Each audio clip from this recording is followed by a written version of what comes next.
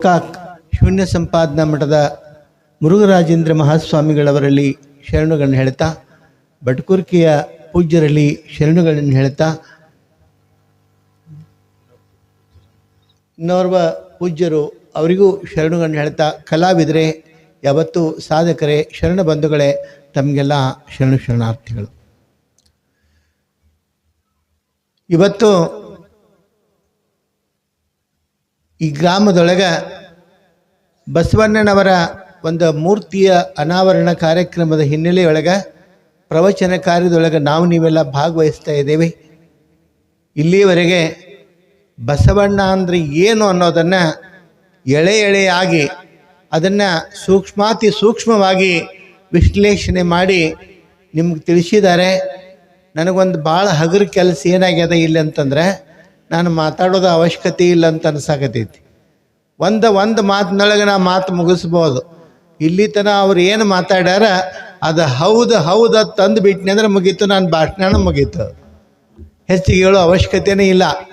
ಆದರೆ ಇವತ್ತು ಬಸವಾದಿ ಶಿವಶರಣರನ್ನ ಕುರಿತು, ಬಸವಣ್ಣನವರನ್ನ ಕುರಿತು ಇವತ್ತು ನಾವು ಆಲೋಚಿಸಬೇಕಾದ್ರೆ, ನೋಡ್ತಿರ್ಬೇಕಾದ್ರೆ, ಇವತ್ತು ಬೇರೆ ಬೇರೆ ರಾಷ್ಟ್ರಗಳನ್ನು ಒಂದೊಂದು ಕಾರಣಕ್ಕೆ ಬೇರೆ ಬೇರೆ ರಾಷ್ಟ್ರಗಳನ್ನು ಗುರುತಿಸ್ತೀವಿ, ಒಂದೊಂದು ಉದ್ದೇಶಕ್ಕೆ ಬೇರೆ ಬೇರೆ ರಾಷ್ಟ್ರಗಳನ್ನು ಹೆಸರಿಸ್ತೀವಿ. ಇವತ್ತು ಇಡೀ ಪ್ರಪಂಚ ಭಾರತವನ್ನು ಹೆಸರಿಸಬೇಕಾದ್ರೆ ಯಾರನ್ನ ಕುರಿತು ಹೆಸರಿಸ್ತದೆ ಅಂತಂದರೆ, ಅವತ್ತೊಂದು ಕಾಲಿತ್ತು ಗಾಂಧೀಜಿಯ ಭಾರತ ಅಂಥೇಳಿ. ಆದರೆ ಇವತ್ತು ಭಾರತವನ್ನು ವಿದೇಶದವರು, ಪಾಶ್ಚಿಮಾತ್ಯರು ಏನಂತ ಕುರಿತು ಕರೀತಾರೆ ಅಂತಂತಂದರೆ ಬಸವ ಭಾರತ ಅಂಥೇಳಿ ಹೇಳೋ ರೀತಿಯೊಳಗೆ ಇವತ್ತು ಬದಲಾವಣೆಯನ್ನು ನಾವು ಕಾಣ್ತೀವಿ ಅಂತಂದರೆ ಸಣ್ಣದಲ್ಲ. ಇವತ್ತು ನೋಡ್ರಿ, ಥೇಮ್ಸ್ ನದಿಯ ದಂಡೆಯೊಳಗೆ ಬಸವಣ್ಣನವರ ಮೂರ್ತಿಯ ಅನಾವರಣ ನಡೀತಕ್ಕಂಥ ಸಂದರ್ಭದೊಳಗೆ ಗಮನಿಸ್ಬೇಕು, ಒಂದು ಭಾಳ ವಿಶೇಷ ಸೂಕ್ಷ್ಮ ವಿಷಯ ನಡೆದದ ಅಲ್ಲಿ. ಏನೋ ಬಸವಣ್ಣನವರ ಮೂರ್ತಿಯನ್ನು ಅನಾವರಣ ಮಾಡಬೇಕು ಅನ್ನತಕ್ಕಂಥ ಕಾರ್ಯದೊಳಗೆ ಎಲ್ಲರೂ ಇದ್ದಾಗ ಆ ಸಂಸತ್ತು ಅದನ್ನು ಅನುಮೋದಿಸೋದಕ್ಕಿಂತ ಪೂರ್ವದಲ್ಲಿ ಸಂಸತ್ತಿಗೆ ಮನವಿಯನ್ನು ಕೊಡಬೇಕಾಗಿರ್ತದೆ. ಎಲ್ಲಿ? ಲಂಡನ್ನಿನ ಸಂಸತ್ತಿಗೆ ಮನವಿ ಕೊಡಬೇಕಾಗ್ಯದ. ಆ ಮನವಿಯನ್ನು ಅರ್ಪಿಸೋದಕ್ಕೆ ಬರೀ ಅಲ್ಲಿಯವರು ಕೊಟ್ಟರೆ ಅಲ್ಲ, ಎಲ್ಲ ರಾಷ್ಟ್ರಗಳದ್ದೂ ಸಹಿತ ಅದಕ್ಕೆ ಸಮ್ಮತಿ ಬೇಕಾಗ್ತದೆ. ಸಂಸತ್ತಿಗೆ ಕೇಳಬೇಕಾದ್ರೆ ಅದರೊಳಗೆ ಆ ಮನವಿಗೆ ಬಸವಣ್ಣನವರ ಮೂರ್ತಿ ಲಂಡನ್ನಿನ ಥೇಮ್ಸ್ ನದಿಯ ದಂಡೆಯೊಳಗೆ ಆಗಬೇಕು ಅಂತ ಹೇಳ್ತಕ್ಕಂಥ ನಿರ್ಣಯಕ್ಕೆ ಅನುಮೋದಿಸಿ, ಅದಕ್ಕೆ ಆ ಮನವಿಗೆ ಅನುಮೋದಿಸಿ ಸಹಿ ಮಾಡಿರ್ತಕ್ಕಂಥವ್ರು ಯಾರು ಅಂತಂದರೆ ಪಾಕಿಸ್ತಾನದ ಕಾರ್ಪೊರೇಟರ್ ಸಹಿತ ಅದಕ್ಕೆ ಸಹಿ ಮಾಡಿಕೊಡ್ತಾರೆ. ಬಸವಣ್ಣನವರ ಮೂರ್ತಿಯಲ್ಲಿ ಆಗಬೇಕು ಅಂತ ಕೊಂಡೇಳೆ. ಭಾಳ ಮಂದಿ ಅಂದ್ಕೋತೀವಿ ನಾವು ಮಾಡಿದ್ದೀವಿ ಅಂತೇಳಿ. ಅದನ್ನು ನಾವು ಮಾಡುವಂಥದ್ದಲ್ಲ. ಇವತ್ತು ಇಡೀ ಪ್ರಪಂಚಕ್ಕೆ ಪ್ರಜಾಪ್ರಭುತ್ವದ ಜನಕ, ಪ್ರಜಾಪ್ರಭುತ್ವವನ್ನು ನಾಡಿಗೆ ಪರಿಚಯಿಸಿರ್ತಕ್ಕಂಥವ್ರು ನಾವು ಅಂಥೇಳಿ ಎದೆ ತಟ್ಕೊಳ್ತಕ್ಕಂಥ ಅವರ ನಡುವೆ ಪ್ರಜಾಪ್ರಭುತ್ವನ, ಸಂಸತ್ತನ್ನು, ಇಡೀ ಪ್ರಜಾಪ್ರಭುತ್ವದ ವ್ಯವಸ್ಥೆಯೊಳಗೆ ಮೊಟ್ಟ ಮೊದಲಿಗೆ ಪರಿಚಯಿಸಿರ್ತಕ್ಕಂಥ ಕೀರ್ತಿ ಯಾರಿಗಾದರೂ ಸಲ್ತಿದ್ರೆ ಅದು ವಿಶ್ವಗುರು ಬಸವಣ್ಣನವರಿಗೆ ಅನ್ನತಕ್ಕಂಥದ್ದು ನಮ್ಮ ನಿಮ್ಮೆಲ್ಲರ ಹೆಮ್ಮೆ, ಅಭಿಮಾನ ಅನ್ನೋದನ್ನು ನಾವು ಮರಿಬಾರ್ದು. ಬಸವಣ್ಣ ಇವತ್ತು Basava is icon of India, ಭಾರತದ ಐಕಾನ್, ಭಾರತದ ಗುರುತು ಯಾರು ಅಂತಂತಂದರೆ ಬಸವಣ್ಣ. ಅಂಥ ಅದ್ಭುತವಾದ ಕಾರ್ಯಗಳ ಮುಖಾಂತರ ಯಾಕೆ ಬಸವಣ್ಣ ಸುಮ್ಮನೆ ಏನೋ ಭಾಳ ಮಂದಿ ಅಂತಿರ್ತಾರೆ, ಯಾಕೆ ಬಸವಣ್ಣ ನಾವು ಆ ರೀತಿಯೊಳಗೆ ಕಾಣಬೇಕು, ಆ ರೀತಿಯೊಳಗೆ ಒಪ್ಕೋಬೇಕು ಅಂಥೇಳಿ.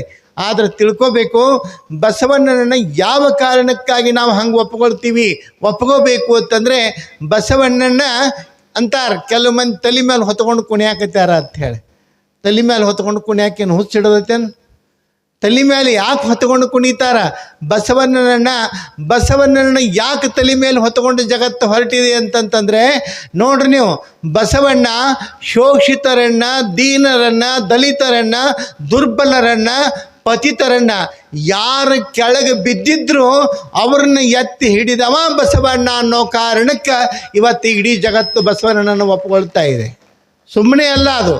ಯಾರು ಶೋಷಿತರು ನೋಡ್ರಿ, ಒಂದು ದಿವಸ ಬಸವಣ್ಣ ಹೋಗ್ತಿರ್ತಾನೆ ಕಲ್ಯಾಣದ ರಸ್ತೆಯೊಳಗೆ, ಕುದುರೆ ಮೇಲೆ ಹೋಗ್ತಿರ್ಬೇಕಾದ್ರೆ ಒಂದು ಗುಡಿ, ಆ ಗುಡಿಯ ಮುಂದೆ ಪೂಜೆ ಅಲಂಕಾರ ಎಲ್ಲ ನಡೆದಿರ್ತದೆ. ಅಲ್ಲಿ ನೀರುಗಳನ್ನು ತುಂಬಿಟ್ಟಿರ್ತಾರೆ, ಹೂವು ಎಲ್ಲ ತಂದಿಟ್ಟಿರ್ತಾರೆ, ಭಾಳ ವೈಭವ ಆ ದೇವಸ್ಥಾನದ ಮುಂದೆ. ಅಲ್ಲಿ ಒಬ್ಬ ಮಧ್ಯಾಹ್ನದ ಬಿಸಿಲು, ಈಗ ಹೆಂಗೆ ಬೇಸಿಗೆ ಅದಲ್ಲ ಹಿಂಗೆ ಬಿಸಿಲಿತ್ತು, ಇಂಥ ಬಿಸಿಲೊಳಗೆ ಅಲ್ಲಿಗೆ ಹೋಗಿ ಆತನಿಗೆ ಬಿಸಿಲಿನ ತಾಪಕ್ಕೆ ಅದು ಎಂಥವ ಅಂತಂದರೆ ಊರೊಳಗೆ ಬರೋದಕ್ಕೆ ಅವನಿಗೆ ಒಪ್ಪಿಗೆ ಇರಲಾರ್ದಂಥವ, ಊರೊಳಗೆ ಬರಬಾರ್ದಂಥವ. ಅವ ಅಲ್ಲಿ ಆಕಸ್ಮಿಕವಾಗಿ ಹೋಗಬೇಕಾದ್ರೆ ಅಲ್ಲಿ ನೀರನ್ನು ನೋಡ್ತಾನೆ. ನೀರನ್ನು ನೋಡಿ ಬಿಸಿಲಿನ ದಾಹದಿಂದ ನನಗೊಂದಿಷ್ಟು ನೀರು ಕೊಡ್ರಿ ಅಂತ ಕೇಳ್ತಾನೆ. ಅವಾಗ ಅವರಂದರು, ನೀರು ಕೊಡ್ರಿ ಅಂತ ಕಟ್ಟಿ ಹತ್ತಿ ನೀರು ಕೇಳಿರ್ತಕ್ಕಂಥವನನ್ನು ಕೆಳಕ್ಕೆ ನುಗ್ಗಿಸ್ತಾರೆ. ನಡಿ, ಇದು ಪೂಜೆಗೆ ತಂದ ನೀರು, ಮಡಿ ನೀರು, ನಿನ್ನಂಥ ಪಾಪಿಗಲ್ಲ ಇದು ಅತ್ತಿಕೊಂಡು ಹೇಳಿ ಅವನನ್ನು ನುಗ್ಗಿಸ್ತಾರೆ. ಅಲ್ಲಿಂದ ಇನ್ನೇನು ಅವ ಕೆಳಗೆ ಬೀಳಬೇಕು, ಅದೇ ಹೊತ್ತಿಗೆ ಬಸವಣ್ಣ ಹೋಗಿ ಅವನನ್ನು ಹಿಡಿದು ಅಪ್ಪಿಕೊಂಡು ಎಬಿಸಿ ನಿಲ್ಲಿಸ್ತಾನೆ. ಅವಾಗ ಬಸವನನ್ನು ಹಿಡಿದಿರ ಅಂತಿಕೊಂಡು ಹೇಳಿ ಆ ವ್ಯಕ್ತಿ ನೋಡೇ ಇಲ್ಲ. ಆ ವ್ಯಕ್ತಿ ಅಂತಾನೆ, ನನ್ನನ್ನು ಎತ್ತಿದೀಯಾ ಬಸವ ಅಂತಿಕೊಂಡೇಳಂತಾನೆ. ಅವಾಗ ಇನ್ನೊಬ್ಬ ಕೇಳಿದ, ನೀ ಹೊಳ್ಳಿ ನೋಡೇ ಇಲ್ಲ, ಬೀಳುವಾಗ ನಿನ್ನ ಹಿಡಿದವ ಬಸವಣ್ಣ ಅಂತ ಹೆಂಗೆ ಗೊತ್ತಾತ್ ನಿನಗಂತ ಕೇಳಿದಾಗ ಆ ವ್ಯಕ್ತಿ ಹೇಳಿದ, ಕಲ್ಯಾಣದೊಳಗೆ ಬೀಳುವಂಥವರನ್ನು ಎತ್ತುವವರು ಯಾರಾದರೂ ಇದ್ದರೆ ಅದು ಬಸವಣ್ಣ ಒಬ್ಬನೇ, ಅದನ್ನು ಬಿಟ್ಟು ಮತ್ತೇನಿದೆ, ಆ ಕಾರಣಕ್ಕೆ ನಾನು ಬಸವ ಅಂತಂದೆ ಅಂತ ಈಕೊಂಡು ಹೇಳ್ತಾನೆ. ಅವಾಗ ಬಸವಣ್ಣ ಹೇಳ್ತಾನೆ, ನೀರಡಿಸಿದ್ದಾನೆ, ಕೊಡಿ ನೀರನ್ನು, ಏನಾಗೋದಿಲ್ಲ ಅಂಥೇಳಿ. ಅವಾಗ ಅವರಂದರು, ಬಸವಣ್ಣ ತಲೆ ಕೆಟ್ಟದ ನಿಂದು, ಈ ನೀರು ದೇವರ ಪೂಜೆಗಾಗಿ ತಂದಿರತಕ್ಕಂಥದ್ದು, ಮಡಿಯಿಂದ ತಂದ ನೀರನ್ನು ಯಾವುದೋ ಪಾಪಿಯ ಬಾಯೊಳಗೆ ಹನ್ಸಕ್ಕಾಗೋದಿಲ್ಲ, ಹೋಗು ಅಂತ ಹೇಳಿದರು. ಅವಾಗ ಬಸವಣ್ಣ ಒಂದು ಮಾತು ಹೇಳ್ತಾನೆ, ಏನು ನಿಮ್ಮ ಪೂಜೆ, ಯಾವುದು ಪೂಜೆ, ಯಾವುದು ದೇವರು? ಭಾಳ ಚಂದ ಕೇಳ್ತಾನೆ ಬಸವಣ್ಣ. ಏನು ಎಂಥ ಪೂಜೆಯನ್ನು ಮಾಡ್ತಾ ಇದ್ದೀರಿ ನೀವು? ನಿಜವಾದ ಸಾರ್ಥಕ ಪೂಜೆ ಯಾವುದು? ಎರೆದರೆ ನೆನೆಯದು, ಮರದರೆ ಬಾಡದು, ಹುರುಳಿಲ್ಲ ಲಿಂಗಾರ್ಚನೆ. ನೀವು ಅಭಿಷೇಕ ಅಂತಿಕೊಂಡು ಹೇಳೋದ್ರ ಮೇಲೆ ಸುರಿವಿ ನೀವು ಮಾಡದಿದ್ದರೆ ದೇವರೇನು ಒಣಗುತ್ತಾನೇನಂತ ಕೇಳ್ತಾರೆ ಅವರು. ಸಾಯುವಂಥ ವ್ಯಕ್ತಿಯ ಬಾಯಿಯೊಳಗೆ ನೀರು ಹಾಕಿದ್ರಿ ಅಂತಂದ್ರೆ, ಸಾಯುವಂಥ ವ್ಯಕ್ತಿಯ ಬಾಯಿಯೊಳಗೆ ನೀರಡಿಸಿದ ವ್ಯಕ್ತಿಯ ಬಾಯಿಗೆ ನೀರು ಹಣಿಸಿದ್ರಿ ಅಂತಂದ್ರೆ ಅದು ನಿಜವಾಗಲೂ ದೇವರ ತಲೆಯ ಮೇಲೆ ಏರಿತಕ್ಕಂಥ ಅಭಿಷೇಕ ಅನಿಸ್ಕೊಳ್ತದ. ಅಂಥದ್ದನ್ನು ಮಾಡಿರಿ ಅಂತ ಹೇಳಿದ. ನೋಡ್ರಿ, ಇವೆಲ್ಲವುಗಳ ಕಾರಣಕ್ಕಾಗಿ ಒಳ್ಳೆಯದನ್ನು, ನೀತಿಯನ್ನು, ಪಾಠವನ್ನು ನೋಡ್ರಿ, ಉಣಗಲಿಸಿದ ಬಸವಣ್ಣ, ಉಡಗಲಿಸಿದ ಬಸವಣ್ಣ, ಆಚಾರ ಕಲಿಸಿದ ಬಸವಣ್ಣ, ನಡೆಗಲಿಸಿದ ಬಸವಣ್ಣ. ಸುಮ್ಮನೆ ಬಸವಣ್ಣ ಅಲ್ಲ, ಇವೆಲ್ಲವನ್ನು ಹೇಗೆ ನಡಿಬೇಕು, ಹೇಗೆ ಬದುಕಬೇಕು, ಕಷ್ಟದೊಳಗೆ ಹೆಂಗೆ ಧೈರ್ಯದಿಂದ ಮುನ್ನಡಿಬೇಕು ಅನ್ನತಕ್ಕಂಥ ಎಲ್ಲವುಗಳನ್ನು ತನ್ನ ನಡೆ ನುಡಿ ಮೂಲಕ ನಾಡಿಗೆ ಪರಿಚಯಿಸಿರ್ತಕ್ಕಂಥವ ಬಸವಣ್ಣ. ಅಂಥ ಬಸವಣ್ಣನ ಕುರಿತು, ಅಂಥ ಬಸವಣ್ಣನವರನ್ನ ವಿಚಾರಗಳನ್ನು ಇಟ್ಟುಕೊಂಡು ಇವತ್ತು ಇಲ್ಲಿ ಈ ನೋಡದೆ ನಾನು ಬರ್ತಿರ್ಬೇಕಾದ್ರೆ ಎಂಥ ಅದ್ಭುತವಾದ ಮೂರ್ತಿಯನ್ನು ನಿರ್ಮಾಣ ಮಾಡಿರ್ತಕ್ಕಂಥದ್ದು, ಅದರದ ಲೋಕಾರ್ಪಣೆಯಂಥದ್ದು ಸಹಿತ ನಡೀತಿರ್ತಕ್ಕಂಥದ್ದು ಭಾಳ ಹೆಮ್ಮೆಯ ಸಂಗತಿ. ಅವತ್ತು ಏನು ಲಂಡನ್ನಿನ ಥೇಮ್ಸ್ ನದಿಯ ದಂಡೆಯೊಳಗೆ ಬಸವಣ್ಣನವರ ಭಾವಚಿತ್ರ ಮೂರ್ತಿ ಅನಾವರಣ ಆಗ್ತದೆ. ಈ ದೇಶದ ಪ್ರಧಾನಿ ಆ ಮೂರ್ತಿಯನ್ನು ಅನಾವರಣವನ್ನು ಮಾಡೋ ಮೂಲಕ ಇಡೀ ಪ್ರಪಂಚವೇ ಅವತ್ತು ಕಣ್ಣು ತುಂಬಿಕೊಂಡಿರ್ತಕ್ಕಂಥದ್ದನ್ನು ಕಾಣ್ತೀವಿ. ಅಂಥದ್ದೇ ಒಂದು ಪ್ರಸಂಗ ಇವತ್ತು ಬಳೋಬಾಳದೊಳಗೆ ನಡೀತದೆ. ಬಸವಣ್ಣನವರ ಮೂರ್ತಿಯನ್ನು ಅನಾವರಣ ಮಾಡೋ ಮೂಲಕ ಕೇವಲ ಬಳೋಬಾಳಕ್ಕಲ್ಲ, ಈ ಭಾಗಕ್ಕನೇ ಮತ್ತೊಮ್ಮೆ ಬಸವಣ್ಣನ ಪರಿಚಯಿಸುವಂಥ ಭಾಳ ದೊಡ್ಡ ಕೆಲಸವನ್ನು ಮಾಡ್ತಿದ್ದಿರಲ್ಲ. ನಿಜವಾಗ್ಲೂ ಅಭಿಮಾನ, ಹೆಮ್ಮೆ ಅನ್ನಿಸ್ಬೇಕು, ಹೆಮ್ಮೆ ಪಡಬೇಕು, ಅಭಿಮಾನ ಪಡಬೇಕು. ಯಾವುದಕ್ಕಾಗಿ ಅಂತಂತಂದರೆ ಹೇಳಿದರೆ ಪೂಜ್ಯರು, ಏನು ಕಾಯಕವ ಕಲಿಸಿದ ಬಸವಣ್ಣ. ಎಂಥದ್ದು ದುಡಿಮೆಯನ್ನು ಇವತ್ತ ದುಡಿಮೆಯ ವರ್ಗ, ಏನು ದುಡಿತದ ವರ್ಗ ಇದೆ, ಇದಕ್ಕೆ ಕಾಯಕವನ್ನು ಕೊಟ್ಟಾತ, ಕಾಯಕದ ದೀಕ್ಷೆಯನ್ನು ಕೊಟ್ಟಿರ್ತಕ್ಕಂಥವ. ಭಾಳಷ್ಟು ಮಂದಿ ಲೀಡರ್ಸನ್ನು ಹೇಳ್ತಾರೆ, ಅವ್ರು ನಮ್ಮ ಲೀಡರ್ ರೀ, ಅವ್ರು ನಮ್ಮ ನಾಯಕರಿ, ನಮ್ಮ ಪಕ್ಷದ ದುರೀಣ್ರಿ, ನಮ್ಮ ಪಕ್ಷದ ಮೇನ್ ರೀ ಅವರು ಅಂತ ಹೈಕಮಾಂಡ್ ಅಂತ ಹೇಳ್ತಾರೆ. ಹೈಕಮಾಂಡ್ ಅಂತಾರಲ್ರಿ, ನಮ್ಮ ಪಾರ್ಟಿ ಹೈಕಮಾಂಡ್ ಅಂತ ಹೇಳಿ. ಈ ಎಲ್ಲ ಪಾರ್ಟಿಗಳಿಗೆ ಹೈಕಮಾಂಡ್ ಅದಾರ, ಲೀಡರ್ ಅದಾರ. ಆದರೆ ತಿಳ್ಕೋಬೇಕು, ಈ ಹೈಕಮಾಂಡ್ಗಳು, ಈ ಲೀಡರ್ಗಳು ಇವ್ರು ಯಾರೂ ಖರೇ ಲೀಡರ್ ಅಲ್ಲ. ನಿಜವಾದ ಲೀಡರ್ ಯಾರು ಅಂತಂದರೆ ಈ ದೇಶದ ಬಡವರ ಕೈಗೆ ಕಾಯಕವ ಕಟ್ಟ ನಾಯಕ ವಿಶ್ವಗುರು ಬಸವಣ್ಣ ನಿಜವಾದ ಹೈಕಮಾಂಡ್. ದೊಡ್ಡ ನಿಜವಾದ ಲೀಡರ್, ಅವರನ್ನು ನಾವು ವ್ಯಕ್ತಿ ಅಂತ ಕೊಂಡೇಳಿ ಗುರುತಿಸ್ಬೇಕು. ಅಂಥ ಹಿನ್ನೆಲೆಯೊಳಗೆ ಭಾಳ ಅದ್ಭುತವಾದ ಕಾರ್ಯ ನಡೆಸಿರ್ತಕ್ಕಂಥದ್ದು 12ನೇ ಶತಮಾನ. ಅದು ಸುವರ್ಣ ಯುಗ ಅಂತ ಹೇಳ್ತೀವಿ. ವಚನ ಸಾಹಿತ್ಯವನ್ನು ನೀಡೋ ಮೂಲಕ, ವಚನ ಸಾಹಿತ್ಯವನ್ನು ಪರಿಚಯಿಸೋ ಮೂಲಕ ಇವತ್ತು ಭಾಳ ಅದ್ಭುತವಾದ ಕೆಲಸ ನಡ್ಕೊಂಡು ಬಂದದ. ಆದರೆ ದುರ್ದೈವ ಏನು ಅಂತಂದರೆ, ಭಾಳ ಜನ ವಚನಗಳನ್ನು ತಮಗೆ ಅನುಕೂಲಕ್ಕೆ ತಕ್ಕಂಗೆ ಬಳಸ್ಕೊಳಕತ್ತದ್ದು ಭಾಳ ನೋವಿನ ಸಂಗತಿ. ಅವ್ರ ವಚನಗಳನ್ನ ಬರೆದದ್ದು ಯೋಗ್ಯದ, ಅದ್ರದ್ದು ಬಗ್ಗೆ ನಮ್ಮ ತಕರಾರಿಲ್ಲ. ಆದ್ರೆ ಆ ವಚನಗಳು ನಮಗೆ ಹೆಂಗೆ ಬೇಕು ಹಂಗೆ ಬಳಸ್ಕೊಳಕತ್ತೀವಿ. ಭಾಳ ಅದ್ಭುತ. ಬಸ್ಸಿನೊಳಗೆ ಒಂದು ಸಲ ಬಸ್ನೊಳಗೆ ಹೊಂಟಿದ್ರು, ಭಾಳ ರಶ್ ಇತ್ತು. ಬಸ್ಸಿನಾಗ ಎಲ್ಲರೂ ಇದ್ದಾಗ ಬಸ್ ಎಲ್ಲ ಫುಲ್ ಇತ್ತು. ಒಬ್ಬ ಹತ್ತಿದ ಒಂದು ಸ್ಟಾಪಿಗೆ, ಒಂದೂ ಸೀಟ್ ಖಾಲಿ ಇಲ್ಲ. ರಾತ್ರಿ ಹೊತ್ತು ಸ್ವಲ್ಪ, ರಾತ್ರಿ ಅಂದರೆ ಪೂರ್ತಿ ರಾತ್ರಿ ಎಲ್ಲ 7 ಗಂಟೆ, ಅದು 7-7:30 ಆಗಿತ್ತು. ಸೀಟ್ ಅದೆಲ್ಲರೂ ಕೂತ ನಂತರ ಕಂಡಕ್ಟರ್ ಏನು ಮಾಡ್ದ, ಟಿಕೆಟ್ ಕೊಟ್ಟ, ಸೀಟಿ ಹೊಡೆದ, ಲೈಟ್ ಹಾರಿಸಿದೀವಿ ಒಬ್ಬನೇ. ಇನ್ನು ಲೈಟ್ ಹಾರಿಸ್ತಾರೆ, ಏನು ಮಾಡಬೇಕು ಅಂಥೇಳಿ ಆ ಕಡೆ ಈ ಕಡೆ ಕೇಳಿದ. ಒಂದಿಟ್ಟು ಆ ಕಡೆ, ಸರ್ ನನಗಟ್ಟು ಸೀಟ್ ಕೊಡ್ರಿ. ಯಾರೂ ಕೊಡಲಿಲ್ಲ ಅವನಿಗೆ ಸೀಟ್. ಅವಾಗಂದ, ಎಷ್ಟು ಕಳ್ಳಿಗೆ ಹಿಡಿದಿರಿ ಅಂದ. ಒಂದಿಷ್ಟರ ಕಳ್ಳು ಬೇಕಲ್ಲ ನಿಮಗೆ. ಅವಾಗ ಅವಂತಾನೆ, ಬಸವಣ್ಣವ್ರ ವಚನ ಕೇಳಿರಿಲ್ಲೋ, ದಯವಿಲ್ಲದ ಧರ್ಮವಾವುದಯ್ಯ, ದಯವಿರಬೇಕು ಸಕಲ ಪ್ರಾಣಿಗಳೆಲ್ಲರಲ್ಲಿ, ಬಿಟ್ಟು ಕೊಡ್ರಿ ನನಗೊಂದಿಟ್ಟು ಸೀಟು ಅಂದವು. ಇದು ಭಾಳ ಮಾತಾಡಕತ್ಕೊಳ್ಳಿ. ಒಬ್ಬ ಅಜ್ಜ ಮುಂದೆ ಇಳಿಯಮಿದ್ದ, ಬಾ ತಮ್ಮ ನಾ ಇಲ್ಲೇ ಇಳಿತೀನಿ, ಕುಂಡ್ರಿ ಬಾ ಅಂಥೇಳಿ ಅವನು ಕುಂಡ್ರಿಸಿದ. ಇವ ನಿಂತ ಮುಂದೆ ಬಸ್ ಸ್ಟಾಪ್ ಬತ್ತು, ಇಳ್ದ. ಅವ ಅಜ್ಜ ಇಳಿದ ಕೂಡಲೇ ಅದ ಸ್ಟಾಪ್ನಾಗ ಮತ್ತೊಬ್ಬಕ್ಕೆ ತುಂಬು ಗರ್ಭಿಣಿ ಹೆಣ್ಮಗಳು ಒಬ್ಬಕ್ಕೆ ಹತ್ತಿಳು. ಅದ ಸ್ಟಾಪ್ನಾಗ ಹತ್ತಿದಳು. ಸೀಟೆಲ್ಲ ಫುಲ್ಲಲ್ಲ, ಇಲ್ಲ ಒಬ್ಬಕ್ಕೆ ಹತ್ತಿಳು. ಸೀಟ್ ಕೊಡ್ರಿ, ನೀ ಕೊಡ್ರಿ, ನಾ ಕೊಡ್ರಿ ನಡೀತು. ಅದ್ರಾಗ ಒಬ್ಬಂದ, ಈಗ ಯಾವ ಬಸವಣ್ಣವ್ರ ವಚನ ಹೇಳಿದ್ಲ, ದಯವಿಲ್ಲದ ಧರ್ಮವಾವುದಯ್ಯ ಅಂಥೇಳಿ. ಎಲ್ಲದನವ ಅಂತೇಳಿ, ಇಲ್ಲೇ ಅದಿನಂದವ. ಅವಾಗ ಅಂದ, ಮತ್ತು ಇದು ದೊಡ್ಡ ದೊಡ್ಡ ವಚನ ಹೇಳಿದ್ದೆಪ್ಪ, ಒಂದಿಟ್ಟು ಸೀಟ್ ಬಿಟ್ಕೊಡು, ಗರ್ಭಿಣಿ ಹೆಣ್ಮಗಳದಾಳ, 7-10 ಅಂತಂದ್ರೆ. ಅವಾಗ ಅವಂದ ಇನ್ನೊಂದು ವಚನ ಹೇಳ್ಯಾರ, ಏನು, ಪರಚಿಂತೆ ನಮಗೆ ಈತ ಕಯ್ಯ, ನಮ್ಮ ಚಿಂತೆ ನಮಗೆ ಸಾಲದೆ.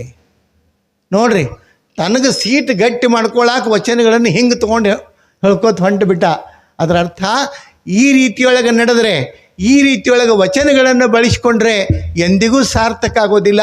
ವಚನಗಳು ಎದಕ್ಕೆ ಬಳಕೆ ಆಗಬೇಕು ಅಂತಂತಂದ್ರೆ, ವಚನಗಳು ನಮ್ಮ ನಡೆನುಡಿ ಶುದ್ಧಿಗಾಗಿ, ನಮ್ಮ ಜೀವನದ ಉನ್ನತೀಕರಣಕ್ಕಾಗಿ, ನಮ್ಮ ಆಧ್ಯಾತ್ಮದ ಪರ್ವಕ್ಕಾಗಿ ಇವೆಲ್ಲ ಉಪಯೋಗಿಸ್ತಕ್ಕಂಥ ರೀತಿಯೊಳಗೆ ವಚನಗಳನ್ನು ಇವತ್ತು ಪರಿಚಯಿಸ್ತಕ್ಕಂಥದ್ದು.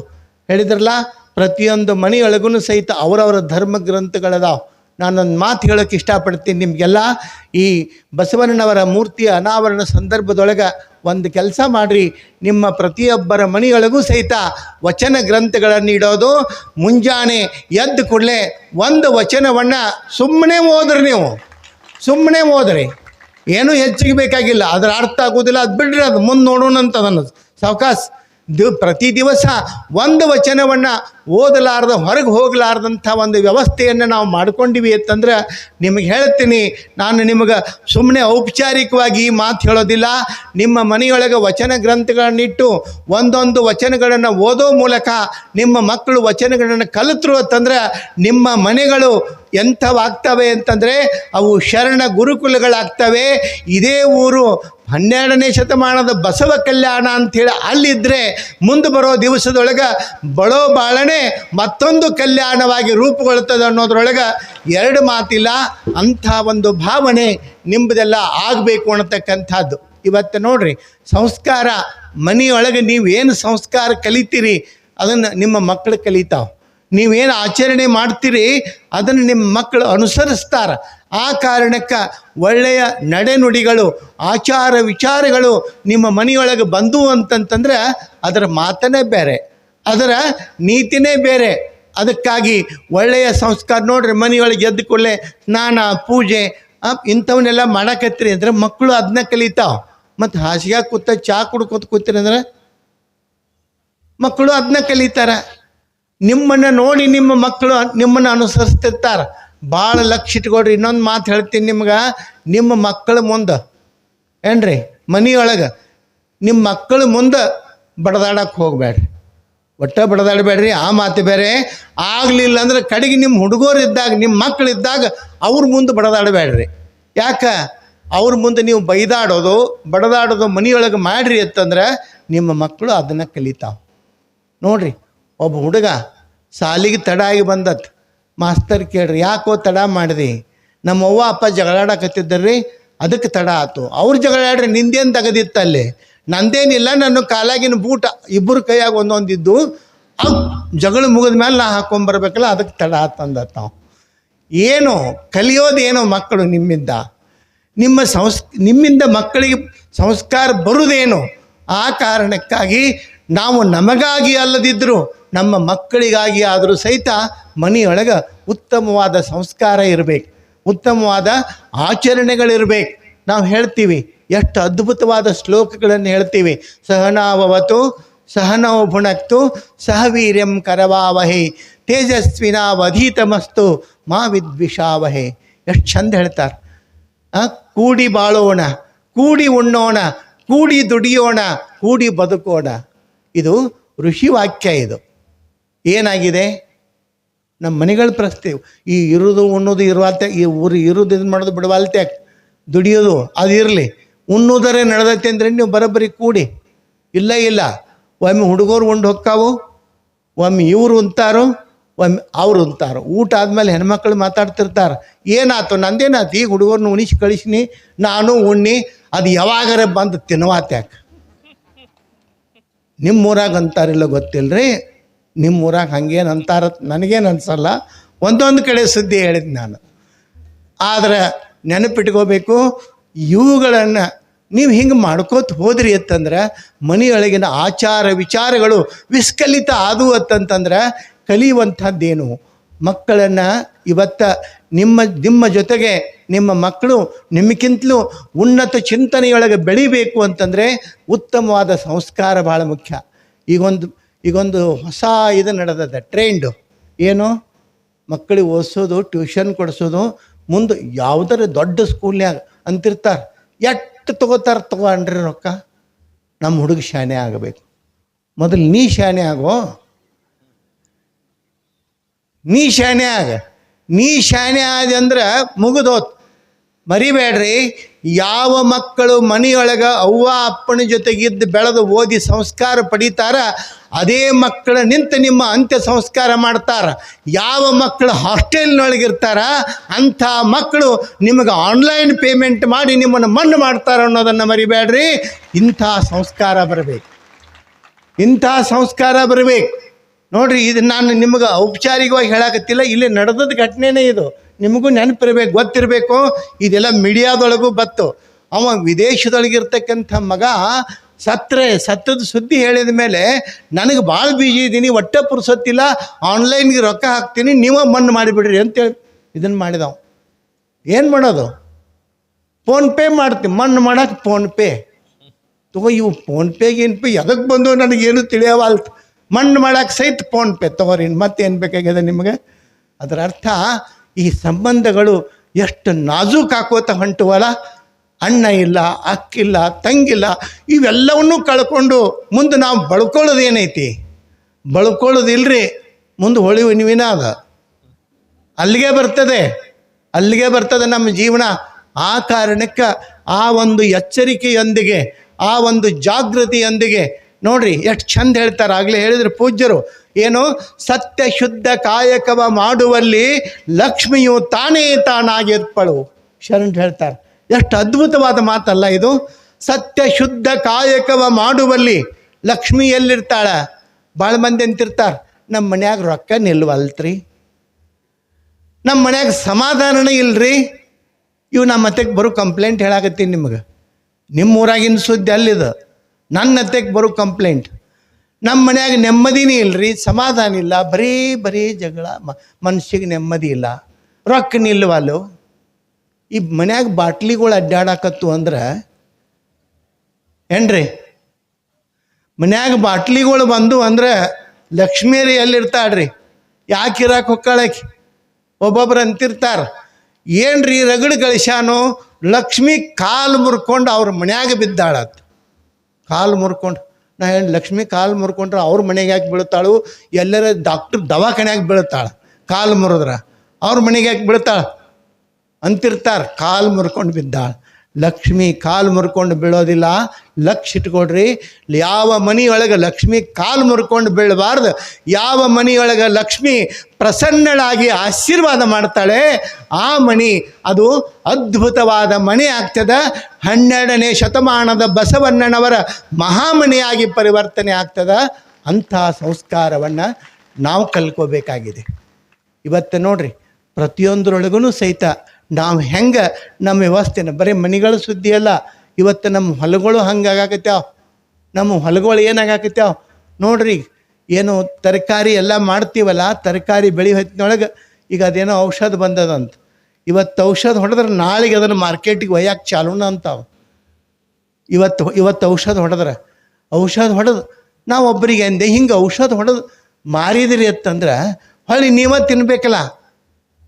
ಇದೆಲ್ಲ ಯಾಕೆ? ಅದಕ್ಕೆ ಅವ್ರು ಅಂದರು, ನಾವು ನಮ್ಮೂರಾಗ ಮಾರೋದಿಲ್ಲ ರೀ, ಗೋಕಾಕದಾಗ ಮಾರ್ತೀವಿ. ಅದು ಗೋಕಾಕ್ ನಿಮ್ಮ ಮಗಳನ್ನ ಕೊಟ್ಟಿರ್ತಿಲ್ಲ, ತಿನ್ನುವಾಳ ಅನ್ನಕ್ಕೆ ತಿನ್ನಲಿ ಬಿಡ್ರಿ. ಏನಿದು? ಇವತ್ತು ಯಾರೋ ಅಂದರು, ಏನ್ರಿ 70 ವರ್ಷ ಆಗ್ಯಾವ, ಇಟ್ಟು ದೌಡ್ ತೀರ್ಕೊಂಡ್ರು. ನಾ ಹೇಳಿ, ಈ ಹೈಬ್ರಿಡ್ ದಿವಸದೊಳಗೆ ವಿಷ ತಿಂದು ವಿಷ ಕುಡ್ದಿರೋ ಹೊತ್ತಿನಾಗ 70 ವರ್ಷ ಬರಿಕ್ಯಾರಂದ್ರೆ ಗ್ರೇಟ್ ಅವ. ಆ ಲೆಕ್ಕಕ್ಕೆ ಬಂದೈತಿ ನಮ್ಮ ಹಣೆ ಬರ ಅಲ್ಲಿಗೆ ಬಂದು ಹತ್ಯದ. ಆದರೆ ಇಂಥ ಒಂದು ಒಳ್ಳೆಯ ಸಂಸ್ಕಾರ, ಒಳ್ಳೆಯ ನಡೆನುಡಿಗಳು ಪ್ರತಿಯೊಂದು ಜೀವನದೊಳಗೆ, ಬದುಕಿನೊಳಗೆ ಪ್ರಾಮಾಣಿಕತೆ ಬಗ್ಗೆ ಭಾಳ ಚಂದ ಹೇಳಕತ್ತಿದ್ರು. ಅದನ್ನು ನಾವು ಮುಂದೆ ಹೇಳ್ತಾ ಇರತ್ ಮಾಡಿದರೆ ಎಷ್ಟು ಅದ್ಭುತ ಪ್ರಾಮಾಣಿಕತೆ. ಇವತ್ತು ನಾವು ಕೇಳ್ತೀವಿ, ಯಾವನೋ ಒಬ್ಬ ಬಿಜಾಪುರಕ್ಕೆ ಹೋದ್ ಕೇಳಿದತ್ತ, ಹೆಂಗೆ ಇಲ್ಲಿ ವ್ಯವಹಾರ ಮಾರ್ಕೆಟ್ ಹೆಂಗೆ? ಅವಾಗ ಅಲ್ಲಿ ಅವ್ನು ಹೇಳ್ದ, ನಮ್ಮ ಮಾರ್ಕೆಟ್ ಇಲ್ಲಿ ಏನೈತಿ ಪಾಡ, ನಮ್ಮ ಮಾರ್ಕೆಟ್ ಚಲೋ ಅದ. ಹೆಂಗೈತಿ ನಿಮ್ಮ ಮಾರ್ಕೆಟು? ಅಳಿತೀವಿ, ಜೋಳ ಅಳಿತೀವಿ, ಅಳದ ಮೇಲೆ ಮ್ಯಾಗಿಂದ ನೆತ್ತಿ ಹೊಡೆದು ಮಾರ್ತೀವಿ, ಇದು ನಮ್ಮ ಮಾರ್ಕೆಟು. ಮತ್ತು ಮುಂದೆ ಆ ಕಡೆ ಹೆಂಗತ್ತಂತಂದ್ರೆ ಅಡ್ಡ ತುಂಬಿ ಅಡ್ಡಿಟ್ಟು ತುಂಬ್ತಾರೋ ಮಾರ್ತಾರೋ ಮುಂದೆ ಹೋದಂಗೆ. ಮತ್ತು ಅದಕ್ಕಿಂತ ಮುಂದೆ ಹೋದ್ರೆ ಡಬ್ಬಿಟ್ಟು ಅಳಿತಾರ. ಅದಕ್ಕಿಂತ ಮುಂದೆ ಅದಕ್ಕಿಂತ ಮುಂದೆ ಅಂದ್ರೆ ತಳನ ಇರಂಗಿಲ್ಲ. ಹಿಂಗೆ ತೊಗೊಳೋದತಿ, ಹಿಂಗೆ ತೆಗೆದು ಹಾಕೋದತಿ, ಅಂದ್ರೆ ಏನೂ ಇರಂಗಿಲ್ಲ ಇಲ್ಲಿ ಕಾಳ. ಇವತ್ತು ಪ್ರಾಮಾಣಿಕತೆ ಅನ್ನೋದು, ಇವತ್ತು ಒಳ್ಳೆಯತನ ಅನ್ನೋದು ಎಷ್ಟು ಅಪರೂಪ ಆಗಾಕತ್ತದಲ್ಲ. ಆದರೆ ನೆನಪಿಟ್ಕೋಬೇಕು, 12ನೇ ಶತಮಾನದ ವಚನ ಸಾಹಿತ್ಯ ಅದು ಬರೆದಿರ್ತಕ್ಕಂಥದ್ದು, ಕುತ್ಕೊಂಡು ಬರೆದಿರ್ತಕ್ಕಂಥ ವಚನ ಸಾಹಿತ್ಯ ಅಲ್ಲ. ಅನುಭವಿಸಿ ಸಂದರ್ಭಕ್ಕೆ ಸರಿಯಾದ ರೀತಿಯೊಳಗೆ ಸ್ಪಂದಿಸಿ ಬರೆದಿರ್ತಕ್ಕಂಥ ಸಾಹಿತ್ಯ ಅದು ಅನುಭವ ಸಾಹಿತ್ಯ ಹೊರತು ಬರೆದ ಸಾಹಿತ್ಯ ಅಲ್ಲ. ಅದು ಕೇವಲ 12ನೇ ಶತಮಾನಕ್ಕಲ್ಲ, 22ನೇ ಶತಮಾನಕ್ಕೂ ಅದೇ ಸಾಹಿತ್ಯ. ಮುಂದೆ ಬರೋ 1000 ವರ್ಷಕ್ಕೂ ಸಹಿತ ವಚನ ಸಾಹಿತ್ಯ ಅದು ಶಾಶ್ವತವಾಗಿ ಉಳಿತಕ್ಕಂಥದ್ದು. ಅದು ಪ್ರಾಮಾಣಿಕತೆಯನ್ನು ಕಲಿಸ್ತದ. ಹೇಳಿನಲ್ಲ, ಸತ್ಯಶುದ್ಧ ಕಾಯಕವ ಮಾಡುವಲ್ಲಿ ಲಕ್ಷ್ಮಿಯು ತಾನೇ ತಾನಾಗಿರ್ಪಳು. ಯಾರು ಸತ್ಯಶುದ್ಧವಾದ ಕಾಯಕವನ್ನು ಮಾಡ್ತಾರೆ ಅಂಥವರ ಮನೆಯೊಳಗೆ ಲಕ್ಷ್ಮಿ ತಾನೇ ತಾನಾಗಿರ್ಪಳು. ಪರಿಪೂರ್ಣವಾಗಿ ಹಾಸು ಹೊಕ್ಕಾಗಿ ಲಕ್ಷ್ಮಿಯ ವಾಸ ಅಲ್ಲಿ ನಡೀತದಂತಕ್ಕಂಥದ್ದು. ಇವತ್ತು ನಾವೇನು ಮಾಡಬೇಕು? ಪೂಜೆಯಿಂದ ಲಕ್ಷ್ಮಿ ಒಲಿಯೋದಿಲ್ಲ. ಲಕ್ಷ್ಮಿ ಅದರಿಂದ ಒಲಿತಾಳೆ ಅಂದರೆ ಸತ್ಯಶುದ್ಧ ಕಾಯಕದ ದುಡಿಮೆಯಿಂದ. ಯಾರು ದುಡಿತಾರೆ, ದುಡಿಯೋದಷ್ಟೇ ಅಲ್ಲ, ಬಂದದ್ದನ್ನು ಸರಿಯಾಗಿ ಬಳಸಬೇಕು, ಸಾರ್ಥಕವಾಗಿ ಬಳಸಬೇಕು. ಸಾರ್ಥಕವಾಗಿ ಅಂದರೆ ಹೆಂಗೆ? ನೀನು ಉಣ್ಣುವಾಗ, ನೀನು ಊಟ ಮಾಡುವಾಗ ಯಾರಾದರೂ ಹಸಿವೆ ಅಂತ ಬಂದರೆ ನಿನ್ನ ಕೈಯಾಗಿ 2 ರೊಟ್ಟಿ ಇದ್ದು ಅಂದ್ರೆ ಅರ್ಧ ರೊಟ್ಟಿಯರೇ ಅವರಿಗೆ ಕೊಟ್ಟು ನೀ ಉಂಡಿ ಅಂತಂದ್ರೆ ಅದು ನಿಜವಾದ ಕಾಯಕದ ರೊಟ್ಟಿ, ಅದು ಕಾಯಕದ ಊಟ. ಎಷ್ಟು ಚಂದ ಹೇಳ್ತಾರೆ ಸಿದ್ದಯ್ಯ ಪುರಾಣಿಕರು, ಎಷ್ಟು ಅದ್ಭುತವಾದ ಮಾತು ಹೇಳ್ತಾರೆ. ಎಂಥ ಅನುಭವದ ಮಾತು ಅಂತಂತಂದರೆ, ಇವತ್ತು ಕಾಯಕ ಉಣ್ಣುವ ರೊಟ್ಟಿ ಶಿವನ ಪ್ರಸಾದವು. ಉಣ್ಣುವ ರೊಟ್ಟಿ ಏನಿದೆ, ಪ್ರಕೃತಿಯೇ ಗುರು, ಗಗನಲಿಂಗವು, ಜಗವೇ ಕೂಡಲ ಸಂಗಮ. ಏನು ಒಂದೊಂದು ಸಾಲುಗಳು, ಒಂದೊಂದು ಮಾತುಗಳು ನಮ್ಮ ಮನಸ್ಸನ್ನು ಅರಳಿಸ್ತವೆ. ಅಷ್ಟು ಚಂದ ಹೇಳ್ತಾರೆ. ನಾವು ಉಣ್ಣುವ ರೊಟ್ಟಿ ಶಿವನ ಪ್ರಸಾದವ, ಅದು ಪ್ರಸಾದ. ಕುಡಿಯುವ ನೀರು ಅದೇ ಪಾದೋದಕ. ತೀರ್ಥ ಅಂತಕ್ಕಂಥ ಮಾತನ್ನು ಹೇಳ್ತಾರೆ. ಪ್ರಕೃತಿಯೇ ಗುರು ಗಗನಲಿಂಗವು ಜಗವೇ ಕೂಡಲ ಸಂಗಮ.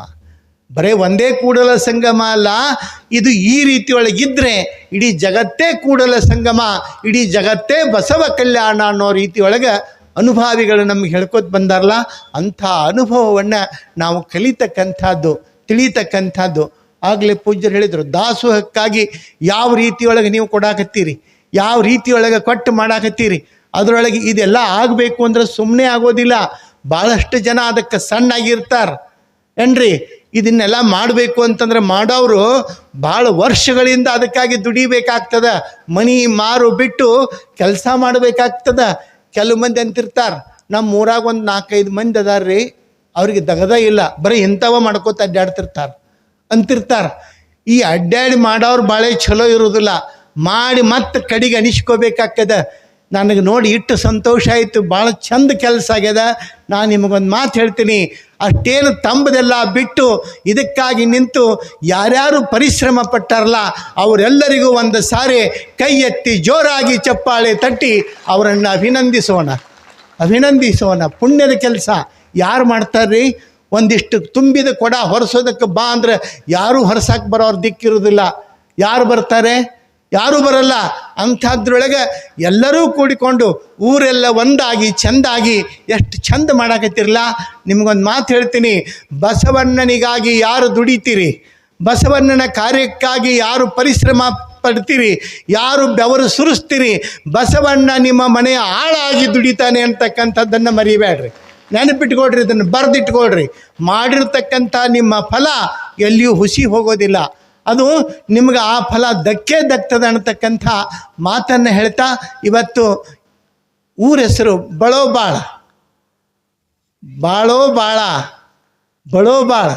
ಬಾಳ ಮರಾಠಿಯೊಳಗೆ ಬಾಳ ಅಂತಾರೆ ಮಕ್ಕಳಿಗೆ.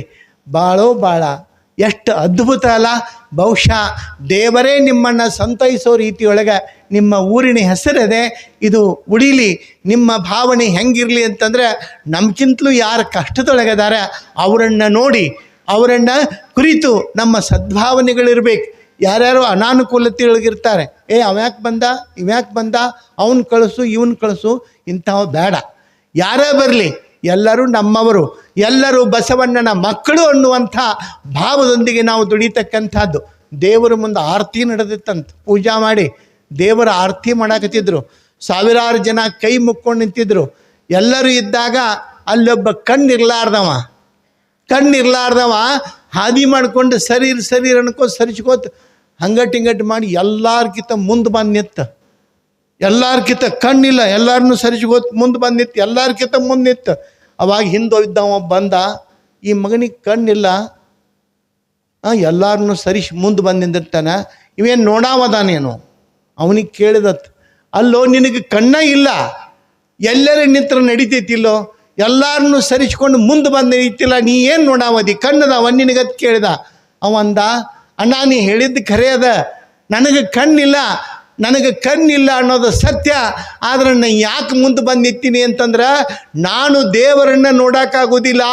ಅಕಸ್ಮಾತ್ ದೇವರ ಕಣ್ಣು ತೆಗೆದಾಗ ಅವನ ಕಣ್ಣಿಗಾದರೂ ನಾನು ಬೀಳಲಿ ಅಂತ ಹೇಳಿ ಮುಂದೆ ಬಂದು ನಿಂತೇನು ಹೊರತು ನನಗೇನೂ ಬೇಕಾಗಿಲ್ಲ ಅಂದತ್. ಹಂಗೆ ಒಬ್ಬೊಬ್ಬರು ಒಂದೊಂದು ಭಾವಗಳಿರ್ತಾವೆ, ಒಂದೊಂದು ಭಕ್ತಿಯ ಭಿನ್ನಗಳಿರ್ತಾವೆ.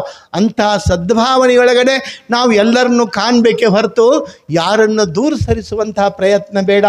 ನಾವೆಲ್ಲರೂ ಒಂದೇ ಬಸವಣ್ಣನ ಮಕ್ಕಳು. ನಾವು ಬಸವಣ್ಣನಿಗೋಸ್ಕರ, ಬಸವಣ್ಣನಿಗಾಗಿ ನಾವು ದುಡಿತಕ್ಕಂಥ ಭಾವ ಏನಿದೆ ಅದು ಪ್ರತಿಯೊಬ್ಬರದಾಗಬೇಕು. ಆಗಲೇ ಪೂಜ್ಯರು ಭಾಳ ಚಂದ ಹೇಳಿದರು ಲಿಂಗದ ಬಗ್ಗೆ. ಇವತ್ತು ಲಿಂಗವನ್ನು ಕಟ್ಕೊಳ್ಳುವಂಥದ್ದು ಭಾಳ ಮಂದಿ ಲೈಸೆನ್ಸ್ ಇದ್ದವ್ರ ಇದ್ದೀವಿ, ನಾವು ಬಂದೂಕ್ ಲೈಸೆನ್ಸ್ ಇದ್ದವ್ರ ಇದ್ದೀವಿ, ಬಂದೂಕ ಇಲ್ಲ, ಎಲ್ಲ ಖಾಲಿ ಕಂಪ್ನಿನ ಆಗಿಬಿಟ್ಟದ. ಆದ್ರೆ ಬಂದೂಕೂ ಇರಲಿ, ಲೈಸೆನ್ಸೂ ಇರಲಿ. ಕೆಲವು ಮಂದಿ ಅಂತಾರೆ ನಮಗೆ ಲೈಸೆನ್ಸು ಇಲ್ಲ, ಬಂದೂಕ ಇಲ್ಲ, ಹೆಂಗೆ ಮಾಡೋದು? ಯಾರಿಗೆ ಲೈಸೆನ್ಸ್ ಇಲ್ಲಲ್ಲ ಅವ್ರು ಲಿಂಗ ಕಟ್ಕೊಳ್ರಿ, ಲೈಸೆನ್ಸ್ ತಾನಾಗಿಯೇ ನಿಮಗೆ ಬರ್ತದೆ ಅನ್ನತಕ್ಕಂಥದ್ದನ್ನು ನೆನಪಿಟ್ಕೊಳ್ರಿ. ಏನು ಯಾರು ಲಿಂಗವನ್ನು ಕಟ್ತಾರೆ ಅವರು ಲಿಂಗವಂತರು ಹೊಟ್ಟೆಯೊಳಗೆ ಹುಟ್ಟಿದವರು ಲಿಂಗವಂತರಂತ ಎಲ್ಲಿಯೂ ಇಲ್ಲ. ಡಾಕ್ಟ್ರನ ಮಗ ಡಾಕ್ಟ್ರ್ ಅಂತ ಹೇಳ್ತೀರಿ ನೀವು? ಯಾವಾಗ ಹೇಳ್ತೀರಿ? ಓದಿದಾಗ. ಲಿಂಗವಂತರ ಮಗ ಲಿಂಗವಂತ ಆಗೋದಿಲ್ಲ. ಯಾವಾಗ ಆಗ್ತಾನೆ? ಯಾವಾಗ ಅವ ಲಿಂಗ ಕಟ್ತಾನೆ ಅವತ್ತು ಲಿಂಗವಂತ ಆಗ್ತಾನೆ. ಭಾಳಷ್ಟು ಉಳುಕಿದ ಎಲ್ಲರೂ ಆಚರಣೆಗಳನ್ನು ಮಾಡುವಾಗ ಆಚರಣೆಗಳು ಇರಲಾರ್ದೆ ಕೂಡ್ತಕ್ಕಂಥವ್ರು ನಾವೇ. ಒಮ್ಮೆ ಹುಬ್ಬಳ್ಳಿ ಹತ್ತಕ್ಕೆ ರೈಲ್ವೆ ಆಕ್ಸಿಡೆಂಟ್ ಆಗಿತ್ತು. ಆದ ಹೊತ್ತಿನೊಳಗೆ ಭಾಳ ದೊಡ್ಡ ದುರಂತ ಆಗಿತ್ತು. ಅದು ಭಾಳ ವರ್ಷದಿಂದ. ಆ ಸಂದರ್ಭದೊಳಗೆ ಅಲ್ಲೆಲ್ಲ ಬಂದು ಸಹಾಯ ಮಾಡಿ ಓಡಾಡಿ ಎಲ್ಲ ಇದನ್ನು ಮಾಡ್ತಿದ್ರು. ಅಲ್ಲಿ ಹೆಣಗಳನ್ನು ತೆಗೆದು ನೋಡಿಕೊಂಡು ಯಾವ್ಯಾವ ಇದು ಯಾರ್ದು ಹೆಣ ಗೊತ್ತಾಗುವಂಗೆ ಕೆಲವೊಂದು ಆಚರಣೆಗಳ ಮೇಲೆ ಅವರ ಚಿಹ್ನೆಗಳ ಮೇಲೆ ತೆಗೆದು ಇಡ್ತಿದ್ರು. ಇವು ಏನೂ ಇರಲಾರ್ದೆ ಬಿದ್ದಿದ್ದು ರೀ ಒಂದಿವ್ಸ. ಇವು ಯಾರು ಅನ್ನೋದ ಗೊತ್ತಾಗುವಲ್ಲಿ ಹೋಗಿದ್ದು. ಅವ್ರು ತಲೆ ಕೆಡಿಸ್ಕೊಳಕತ್ತಿದ್ದು ಇವು ಯಾರು? ನಾ ಅಂದೆ ಇವು ಏನೂ ಇರಲಾರ್ದು ಅದಾವಲ್ರಿ, ಇವೆಲ್ಲ ನಮ್ಮವು ಅಂತ ಹೇಳಿ ನಾನು. ಯಾಕೆ ಇವತ್ತು ಆಚರಣೆಯನ್ನು ಮಾಡಲಾರ್ದಂಥವರಾಗಿ ನಾವು ಗುರುತಿಸ್ಕೊಳಕತ್ತೀವಿ. ಭಾಳ ನೋವಿನ ಸಂಗತಿ. ಇವತ್ತು ನೀವೆಲ್ಲ ಮನಸ್ಸು ಮಾಡಬೇಕು. ಅಲ್ಲಿ ಬಸವಣ್ಣನ ಮೂರ್ತಿ ಸ್ಥಾಪನೆ ಆಗಿದೆ ಅಂತಂದರೆ ನಿಮ್ಮ ಎದೆ ಮೇಲೆ ಲಿಂಗ ಪ್ರತಿಷ್ಠಾಪನೆ ಆಗಲಿ, ಅವಾಗ ಪರಿಪೂರ್ಣ ಆಗ್ತದೆ ಅನ್ನತಕ್ಕಂಥ ಮಾತನ್ನು ಈ ಸಂದರ್ಭದವ್ರಿಗೆ ಹೇಳ್ತಾ, ನಿಮ್ಮ ಭಕ್ತಿ ಶ್ರದ್ಧೆ ಉತ್ಸಾಹಕ್ಕೆ ನಾವು ಏನು ಹೇಳಿದರೂ ಕಡಿಮೆನೇ, ಎಷ್ಟು ಹೇಳಿದ್ರೂ ಕಡಿಮೆನೇ. ನಿಮ್ಮ ಬಸವ ಭಕ್ತಿ ಅದು ಬೆಳೀಲಿ. ಸಣ್ಣದಲ್ಲ ಅದು. ಬಸವಣ್ಣನ ಭಕ್ತಿ ಅನ್ನೋದು ಬಸವಣ್ಣಿಗಾಗಿ ನಾವು ದುಡಿತೀವಿ ಅಂತಕ್ಕಂಥದ್ದು ಅದು ಸಣ್ಣದಲ್ಲ, ಭಾಳ ದೊಡ್ಡದಾಗಿರ್ತಕ್ಕಂಥದ್ದು. ಆ ದೊಡ್ಡ ಭಾವ, ವಿಶಾಲ ಭಾವ ಏನಿದೆ ಅದು ಎಲ್ಲ ಕಡೆಯೂ ಪರಿಪೂರ್ಣವಾಗಿ ನೋಡ್ರಿ. ಬಸವಣ್ಣವ್ರು ಕೆಲವು ಮಂದಿ ಕೇಳ್ತಾರೆ, ಬಸವಣ್ಣನಕ್ಕಿಂತ ದೊಡ್ಡವ್ರು ಯಾರಿಲ್ಲ ಅನ್ರಿ, ಬಸವಣ್ಣ ಒಬ್ಬನ ಅನ್ರಿ ಅಂತೇಳಿ. ಬಸವಣ್ಣನಕ್ಕಿಂತ ದೊಡ್ಡವರು 1000 ಮಂದಿ ಇರ್ಬೋದು, ಇಲ್ಲಂತಲ್ಲ. ಬಸವಣ್ಣನಕ್ಕಿಂತ ದೊಡ್ಡ ವಿದ್ವಾಂಸರು ಇರ್ಬೋದು, ಇಲ್ಲಂತಲ್ಲ. ಆದರೆ ನೆನಪಿಟ್ಕೊಳ್ರಿ, ಬಸವಣ್ಣನ ಹಂಗ ಅಂತರಂಗವನ್ನು ಬಹಿರಂಗವನ್ನು ತೆರೆದಿಟ್ಟು ಬದುಕಿರ್ತಕ್ಕಂಥ ಏಕೈಕ ವ್ಯಕ್ತಿ ಯಾರಾದರೂ ಇದ್ದರೆ ಅದು ವಿಶ್ವಗುರು ಬಸವಣ್ಣ ಅನ್ನತಕ್ಕಂಥದ್ದು ನಿಮ್ಮೆಲ್ಲರ ಹೆಮ್ಮೆ. ಅದು ಆ ಆದರ್ಶ ನಮ್ಮದಾಗಬೇಕು. ನಾವು ಏನಿದ್ರೂ ಮುಚ್ಕೊಂಡು ಮ್ಯಾಲಟ್ಟ ಚಂದ ಕಾಣೋದು. ನೋಡ್ರಿ, ಕೂದಲು ಬೆಳ್ಳಗಾದು ಅಂದರೆ ಬಣ್ಣ ಹಚ್ಕೊಳ್ಳೋದು, ಹೌದಿಲ್ರಿ? ಯಾಕೆ ಕಾಣಬಾರ್ದು. ಒಟ್ಟು ಮುಚ್ಕೊಂಡ ಬದುಕಾಕೆ ಹೊಂಟಿರ್ತೀವಿ ನಾವು. ಯಾವನೋ ಒಬ್ಬ ಫೋಟೋಗ್ರಾಫರ್ ಬೋರ್ಡ್ ಹಾಕಿದ್ರೆ ಸ್ಟುಡಿಯೋದ ಮುಂದೆ ಏನಂತ, ಫೋಟೋದ ರೇಟ್ ಬರೆದು ಬಿಟ್ರೆ ಈಜಿ ಆಕೈತೆ ಅಂತ ಹೇಳಿ 20 ರೂಪಾಯಿ, 30 ರೂಪಾಯಿ, 50 ರೂಪಾಯಿ 3 ನಮೂನಿ ಫೋಟೋ ಬರೆದು ಹಾಕಿದ್ದು ನಾವು ಬೋರ್ಡ್.